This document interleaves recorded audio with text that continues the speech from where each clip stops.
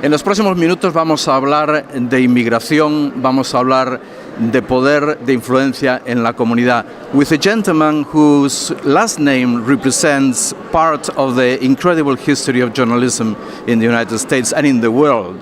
Don Graham, my former boss, the former chairman of the Washington Post Company. What a pleasure. Thank you very much for being Alberto. here. It's a joy to be with you. What a pleasure to be talking to my friends from El Tiempo Latino. This is great. Thank you, sir. Well, let me ask you this. I mean, you became like a leader in the DREAM movement. What made you to take such a step? Somebody like you who represents success, who represents an impact in the business community. Well, it's interesting for your readers because this started because of Washington D.C. I'm the original chairman of something called the DC College Access Program. And we aim to give a greater chance to go to college to all the public school and charter school students in Washington, D.C. And this goes back 20 years now to the late 90s. Mm-hmm. And we were having great success getting more and more students to apply to college and enroll in college and graduate from college. And our longtime president at DC CAP is Argelia Rodriguez, mm-hmm. who is, her family is from Cuba. And she began to inform me about 2002 that there were one or two students at Bell Multicultural High School who could not take advantage of our usual scholarship offers because they were not citizens. And I asked her to please offer them all our other services and to keep me posted. So every year she would say, now there's 5, now there's 10. And this became a very large number of students in Washington, D.C. And as your El Tiempo Latino readers know, Washington itself is not a great magnet for immigrants because most of the jobs are government jobs. So I began talking to others who saw how big this problem was across the country. My friend Henry Munoz from San Antonio, who is a leading Democrat, my friend Carlos Gutierrez from Florida, who's a leading Republican. The three of us decided to start a scholarship program for Dreamers. We thought we would start a very small one. It turned out we had more fundraising success than we expected because so many people were anxious to give the opportunity for these students because everyone knows that they're very, very motivated and very high caliber students.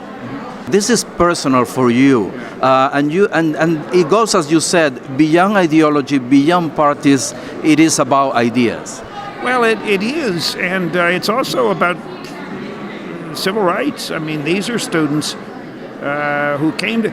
I know a Harvard professor, Roberto Gonzalez, who studied these students, who says that the average student came to the United States when they were 6 years old. I myself am a former District of Columbia police officer, so I've arrested people for breaking the law, but to punish young children, we never do that in this country. And the idea that you could get mad at someone because when they were 6 years old, they came along with their mother, with their father, you can't possibly get mad at such a person. So you're right. I think anyone who knows some of these students and their families knows that they're outstanding people. They are absolutely outstanding students. Mm-hmm. And Trinity and George Mason are two great partners in this region, and Northern Virginia Community College is another. So we have quite a few students enrolled in both. And I was at Trinity yesterday, in fact, and the president of Trinity told me we've been enrolling large numbers of Dreamers for 2 years. We have more ready to enroll, and not one of them has dropped out in 2 years. Everyone who is enrolled is still enrolled.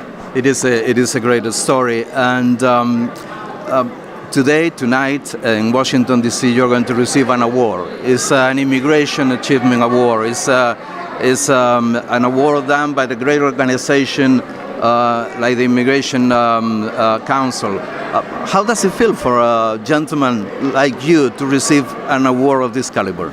Well, it's really an award for the Dream.us, Alberto, and my co-founders, Henry and Carlos, and our 3-person staff, Melissa Barrera, who's here tonight, Gabby Pacheco, whom so many Dreamers know, who's a Dreamer herself, a great spokesperson for Dreamers, and Candy Marshall, our president, who lives in Seattle, worked at the Bill and Melinda Gates Foundation, but the three of them have built this program. We have partners all the way from California to Florida and up to New York and all across the country. We're partners with 70 different colleges. They're very low-cost colleges.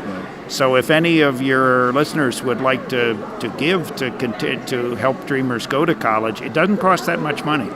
And even $1 helps a lot, and they can go to the dream.us website and see if they like our program.